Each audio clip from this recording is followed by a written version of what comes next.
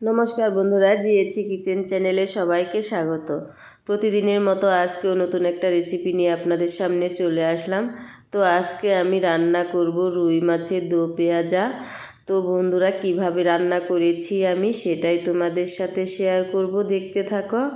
তো প্রথমে আমি মাছগুলো ধুয়ে পরিষ্কার করে নিয়েছি। বন্ধুরা দেখো, এখানে দুটো মাছ আছে, আমি ধুয়ে পরিষ্কার করে নিয়েছি। এবার মাছগুলো হলুদ আর লবণ দিয়ে মাখিয়ে তারপর ভেজে নেব।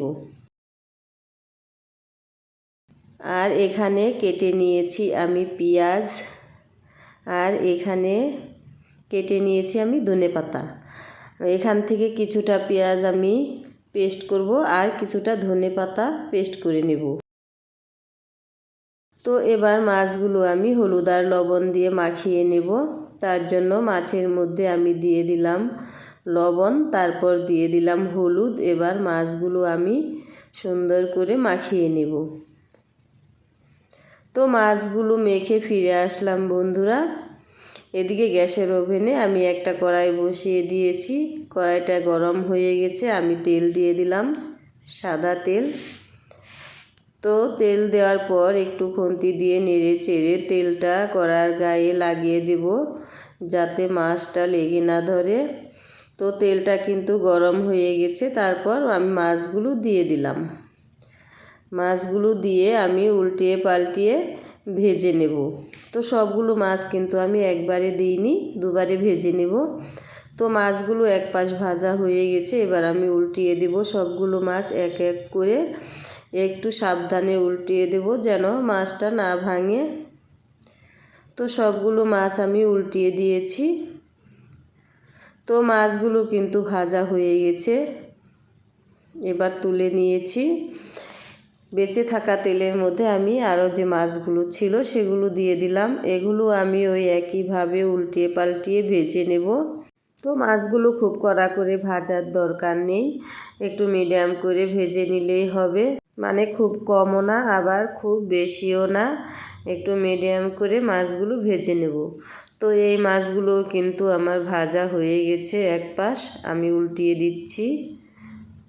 সবগুলো মাছ আমি এক এক করে উল্টিয়ে দিচ্ছি।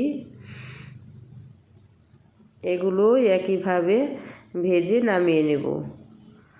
তো এই মাছগুলো কিন্তু আমার ভাজা হয়ে গেছে, এবার আমি নামিয়ে নেব। তো এই একইভাবে উল্টে পাল্টে আমি সবগুলো মাছ ভেজে নিয়েছি। তো সবগুলো মাছ ভেজে ফিরে আসলাম বন্ধুরা, আমি একটা প্লেটে নামিয়ে নিয়েছি। তো মাছ ভাজার সময় এদিকে আমি পেঁয়াজ পেস্ট করে নিয়েছি আর ধনেপাতা পেস্ট করে নিয়েছি। যে ধনেপাতা আর পেঁয়াজগুলো কেটে রেখেছিলাম ওখান থেকে আমি হাফ হাফ করে পেস্ট করে নিয়েছি। তো এদিকে বেঁচে থাকা তেলের মধ্যে আমি দিয়ে দিলাম ফোড়নে জিরে। জিরেটা একটু নেড়ে চেড়ে লাল লাল করে নেব। তো এবার এর মধ্যে আমি দিয়ে দিলাম কেটে রাখা পেঁয়াজ কুচি। তো পেঁয়াজ কুচি দিয়ে আমি একটু নেড়ে চেড়ে গোল্ডেন কালার করে ভেজে নেব। এইভাবে আমি কিছুক্ষণ নেড়ে চেড়ে ভেজে নেব। তো দেখো বন্ধুরা, পেঁয়াজগুলো কিন্তু ভাজা হয়ে গেছে। এবার এর মধ্যে আমি সব মশলাগুলো অ্যাড করে দেব। তো প্রথমে আমি দিয়ে দিলাম পেস্ট করা পেঁয়াজ, তারপর দিয়ে দিলাম পেস্ট করা ধনেপাতা। এবার একটু নেড়ে চেড়ে মিলিয়ে নেব।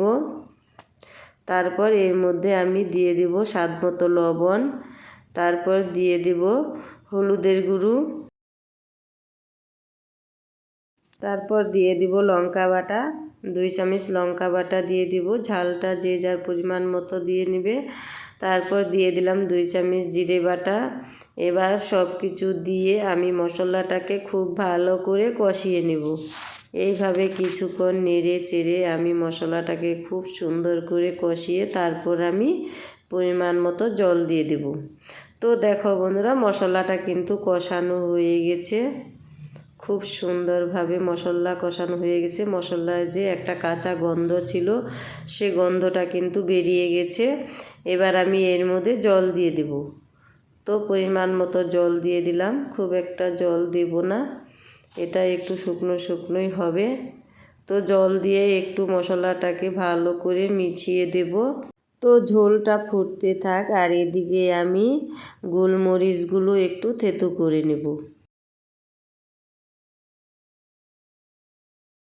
তো ঝোলটা কিন্তু ফুটে গেছে, এবার একটু খুন্তি দিয়ে নেড়ে চেড়ে দিচ্ছি। তারপর এর মধ্যে দিয়ে দিলাম ভেজে রাখা মাছ। ভেজে রাখা মাছ দিয়ে আমি খুন্তি দিয়ে আস্তে আস্তে করে একটু নেড়ে দেব।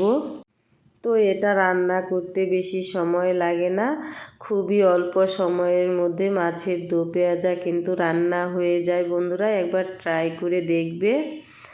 তো ঝোলটা ফুটে গেছে মানে এটা প্রায় হওয়ার মধ্যে। তো আমি থেতো করা গোলমরিচগুলো দিয়ে দিলাম। এবার দিয়ে দিলাম ধনেপাতা কুচি। ধনেপাতা কুচি দিয়ে একটু নেড়ে চেড়ে মিশিয়ে তারপর আমি নামিয়ে নেব। তো ধনেপাতা কুচি দিয়ে দিলাম, এবার একটু খুন্তি দিয়ে আস্তে আস্তে করে নেড়ে দেব মাছটা যাতে না ভাঙে। তো বন্ধুরা মাছের দো পেঁয়াজা কিন্তু পরিবেশন করার জন্য রেডি। এবার আমি নামিয়ে নিচ্ছি। তো দেখো বন্ধুরা আমি একটা প্লেটে সার্ভ করে নিয়েছি। কেমন হয়েছে একটু কমেন্ট করে বলবে, আর এভাবে তোমরাও রান্না করে খেয়ে দেখবে, ভীষণ ভালো লাগে খেতে। তো আমার রেসিপিটা যদি ভালো লেগে থাকে তবে লাইক কমেন্ট শেয়ার করে দিও। আজকের মতো এ পর্যন্তই, দেখা হচ্ছে অন্য কোনো রেসিপিতে। ততক্ষণের জন্য সবাই ভালো থাকবে, সুস্থ থাকবে। আবার আসছি নতুন কোনো রেসিপি নিয়ে। সবাইকে টাটা।